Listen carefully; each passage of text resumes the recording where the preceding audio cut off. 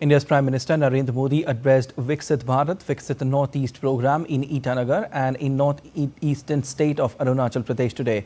PM Modi inaugurated and dedicated to the nation and laid the foundation stone of multiple development projects worth over $6.69 billion in Manipur, Meghalaya, Nagaland, Sikkim, Tripura and Arunachal Pradesh. The development projects of today encompass sectors like rail, road, health, housing, education, border, infrastructure, IT, power, oil and gas, among others. Prime Minister Modi also launched the Unnati scheme worth about $1.2 billion. The Sela Tunnel project, constructed at a cost of over $100 million, is an engineering marvel. It will provide all-weather connectivity to Tawang across Sela Pass on Balipara, Charidwar, Tawang Road in Arunachal Pradesh. It has been constructed using the new Austrian tunneling method and incorporates safety features of the highest standards. The project will not only provide a faster and more efficient transport route in the region, but is of strategic importance to the country. Addressing the gathering, PM Modi said Northeast is becoming a strong link for trade and tourism with South Asia and East Asia. Prime Minister also spoke about Modi Ki Guarantee. Modi की guarantee, ये तो सुन ही रहे हैं आप लोग। लेकिन मोदी की guarantee का मतलब क्या होता है, ये जरा अरुणाचल में आएंगे ना, इतने दूर सुदूर आपको साक्षात नजर आएगा। पूरा नॉर्थ ईस्ट देख रहा है कि मोदी की गारंटी कैसे काम कर रही है। 2019 में यहीं से मैंने सेला टनल का शिलान्यास करने का काम किया था और आज क्या हुआ, बन गया कि नहीं बन गया, बन गया कि नहीं बन गया। क्या इसको गारंटी कहते हैं कि नहीं कहते हैं? ये गारंटी पक्की गारंटी है कि नहीं है? देखिए 2019 में ही डोनी पोलो एयरपोर्ट का भी शिलान्यास मैंने किया था। आज ये एयरपोर्ट शानदार सेवाएं दे रहा है कि नहीं दे रहा है? अब बताइए, अगर मैंने 2019 में किया ना तो कुछ लोगों को लगता था कि मोदी तो चुनाव के लिए कर रहा है।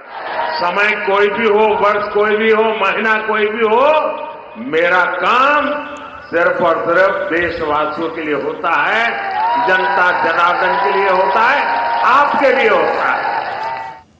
Prime Minister Modi also inaugurated the 125 feet high statue of valor of legendary Ahom General Lachit Barphukan in Assam's Jorhat district. The project also includes the construction of Lachit and Tai Ahom Museum and a 500 seating capacity auditorium.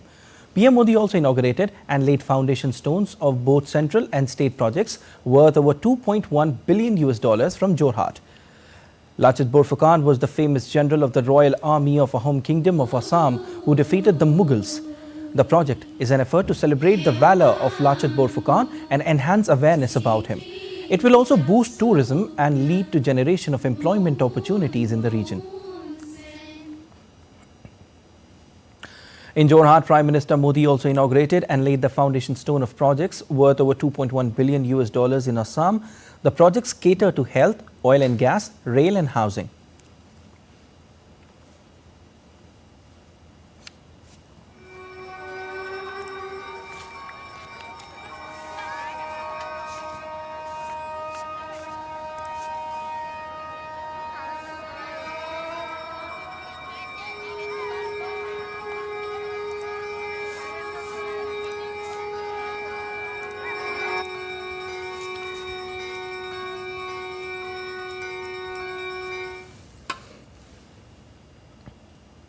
Speaking at a public rally in Jorhat, PM Modi said that development of Northeast is necessary for fulfilling the resolution of Viksit Bharat and considers the entire Northeast as his family.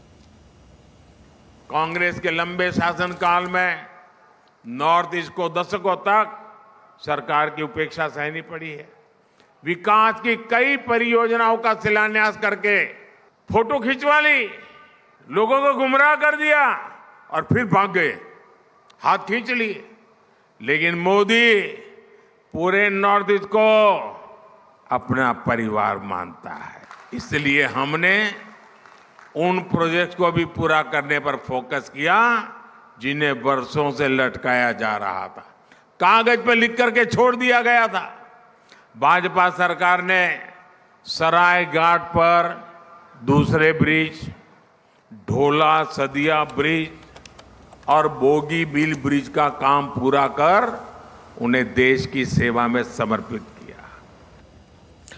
Earlier, Prime Minister Modi visited the world-famous Kaziranga National Park, a UNESCO World Heritage Site in Assam. PM Modi first took an elephant safari in the Mihimuk area of the central Kohora range of the park, followed by a jeep safari within the same range. PM also interacted with Van Durga, the team of women forest guards at the forefront of conservation efforts, and lauded their dedication and courage in safeguarding natural heritage. PM Modi also shared glimpses of him feeding sugarcane to elephants. PM also urged the citizens to visit Kaziranga National Park and experience the unparalleled beauty of its landscapes. Kaziranga National Park is famous for one-horned rhinoceros. Elephants, wild water buffalo, swamp deer and tigers are also found in the park. Well, moving on, US Navy ships and aircraft shot down 15 uncrewed aerial vehicle UAVs fired by Yemen's Houthis in the Red Sea area early on Saturday. The US Central Command said that the military was responding to a large-scale attack by Iranian-backed Houthi rebels launched into the Red Sea and Gulf of Aden. It further added that the UAVs were determined to present an imminent threat to merchant vessels, US Navy and coalition ships in the region. Well, negotiations on possible ceasefire in Israel-Hamas conflict, now in its 5th month, remain deadlocked in Cairo, with time running out to reach a truce in time for the Muslim holy month of Ramadan, expected to begin on Sunday. Israel and Hamas blamed each other for the lack of agreement after the talks mediated by Qatar and Egypt about a 40-day ceasefire, amid fears of violence could escalate during the Muslim fasting month. Earlier, senior US administration officials said the onus was on Hamas to complete a hostage deal and attributed the delay to what they say described as Hamas so far not agreeing to release sick and elderly hostages. US President Joe Biden has said it was looking tough for a ceasefire agreement in Gaza by the start of Ramadan. Biden also said he was concerned about violence in East Jerusalem without a ceasefire. Will there be a ceasefire by Ramadan? It's looking tough, but Are you concerned about violence? The US Secretary of State Antony Blinken said it was up to Hamas to agree to a ceasefire. The ceasefire would allow more humanitarian aid into Gaza and pave the way for talks on an enduring resolution to the conflict. Biden and Turkish Foreign Minister Hakan Fidan held a discussion on a wide range of topics ranging from security, regional cooperation, regional trade, energy and other issues. For the last couple of months, this is the third meeting between the two leaders. In the meeting, Blinken said Washington was still pushing for a ceasefire. And in this moment, in this hour, we're also intensely focused on seeing if we can get a ceasefire with the release of hostages, the expansion of humanitarian assistance, and an environment for working on an enduring resolution. And there, the issue is Hamas. The issue is whether Hamas will decide or not to have a ceasefire that would benefit everyone. The ball is in their court. We're working intensely on it, and we'll see what they do. But there's no doubt in my mind that getting to this ceasefire with the release of hostages would be a profound benefit to everyone involved. While the United States has also said that temporary port to speed up aid to Gaza will take several weeks in planning and execution, as US is planning to provide 2 million meals to Gazans daily. We anticipate that it'll take over 1,000 U.S. forces to participate in building this capability. As far as time frame, as I mentioned, several weeks, likely up to 60 days in order to deploy the forces and construct the causeway and the pier. In a tragic and shocking accident, at least 5 people were killed while 10 were injured after a parachute carrying humanitarian aid fails to open and crashed into civilians. The parachute came crashing down onto a group of civilians who had gathered to receive food in north of Gaza City's Shati refugee camp. The Gaza government in a statement said that it had previously warned that the airdrops pose a threat to the lives of people residing in the Gaza Strip. Ukrainian President Volodymyr Zelensky met Turkish President Tayyip Erdogan on Friday in Istanbul.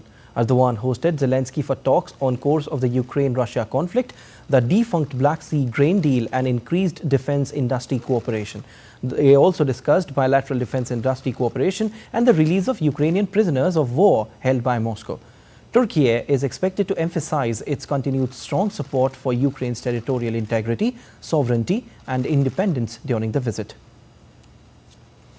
After talks with President Zelensky, Erdogan said Turkey is ready to host a summit between Ukraine and Russia to end the war and added Turkey supported Kyiv's territorial integrity.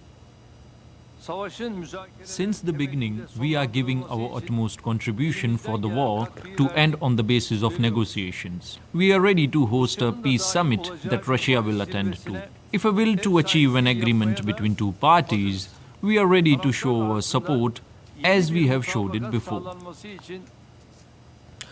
Ukrainian President Volodymyr Zelensky said a Russian representative could attend the next meeting after peace roadmap would be discussed and agreed upon with Ukrainian allies in Switzerland. Since the beginning, we are giving our utmost contribution for the war to end on the basis of negotiations. We are ready to host a peace summit that Russia will attend to. If a will to achieve an agreement between two parties, we are ready to show our support as we have showed it before. We do not see Russian representatives at this summit. We do not see how we can invite people that block, destroy and kill everything. We want results. We want just peace for Ukraine.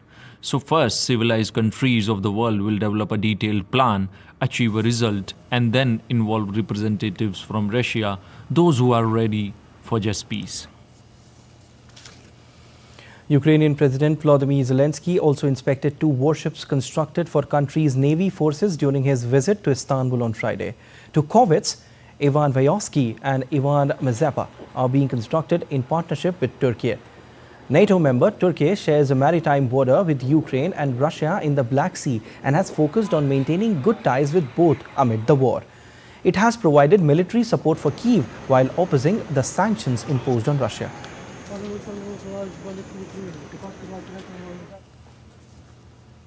The French president's political party is launching its European Union elections campaign on Saturday. Emmanuel Macron chose a little-known political to head his party's campaign, and a rally for the Renaissance Party will be held in the northern French city of Lille. Ross Cullen reports. Well, this is the Élysée Palace. You can see behind me in central Paris the French presidential office and residence, and Emmanuel Macron will be hoping that his party on Saturday can kickstart its campaign for the European Union elections in June. He has selected 37-year-old Valérie Hayer to be his lead candidate for Renaissance for his party in the European Union elections, and she has a job on her hands if she is to try to claw back some of the electoral advantage that we have seen in France being established and actually being expanded by the National Rally. Now, that is the nationalist populist, the far-right party, of which Marine Le Pen is the most well-known candidate. They have seen their polling lead well in advance of Emmanuel Macron's party, which was the final party to choose its lead candidate for the elections. The National Rally far-right polling at around about 30% or so, well ahead of Emmanuel Macron. And so he has installed a new Prime Minister, Gabriel Attal. He has now installed this new lead candidate for his party, for Renaissance, for June, Valérie Hayer, and she is going to have to try to use perhaps the bounce that Emmanuel Macron might have experienced from liberal and left-wing voters after what happened on Friday when he oversaw the ceremony to enshrine abortion rights into the French constitution. Other policies as well that the Emmanuel Macron administration wants to bring forward that might attract some centrist left-wing voters as well, about potentially bringing in a new law on assisted suicide, agricultural reforms as well. So there is a lot for her to get stuck into, Valerie Heyer, particularly this main aim to try to claw back that advantage that has been established for the European Union election campaign by France's far-right National Rally Party. Ross Cullen in Paris reporting for DD India. Well, let's take a look at other stories making news around the world. A U.S. National Guard helicopter flying over the U.S.-Mexico border crashed on Friday. According to the officials, 3 soldiers were killed in the crash. The helicopter, while conducting aviation operations, crashed near Rio Grande City. Reportedly, it was assigned to the federal government's border security mission at the time of the incident. Haitians suffer violence and instability due to rising political and social violence in the country. A school was turned into shelter for people displaced from their homes by gang violence. People received sanitary kits from UNICEF. Haiti entered a state of emergency last Sunday after fighting escalated and armed gangs broke inmates out of prison. And first, locally, Russia-born giant panda cub made a public debut at Moscow Zoo. A number of tourists on Friday lined up at the zoo to see the adorable panda cub. The name Katyusha was selected among the votes in a name contest for the panda, which attracted over 380,000 participants. Oscar-nominated costumes go on display in Los Angeles at ASU FIDM Museum. The work of the 5 Oscar-nominated costume designers, including Barbie, Oppenheimer and Poor Things, were showcased at a new exhibition. And still to come on this edition of DD India Live. India beat England by an innings and 64 runs in the 5th and final test to clinch series 4-1.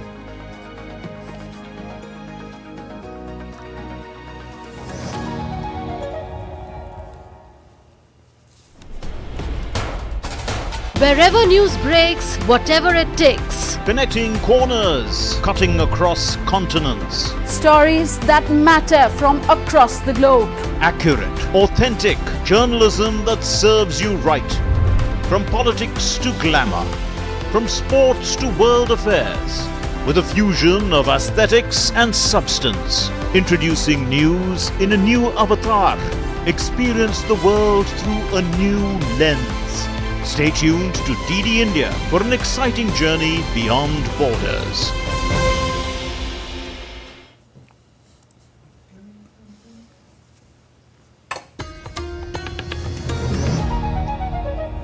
You're watching DD India Live. I'm Satwik Bharati. The US Senate approved spending legislation for several government agencies just hours before current funding expires, preventing a partial government shutdown.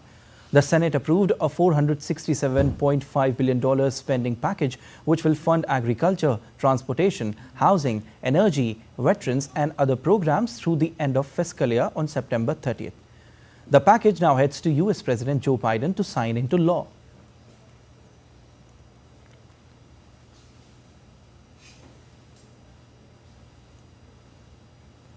US presidential election came into sharper focus this week as it became clear November's election will be a rematch between Joe Biden and Donald Trump.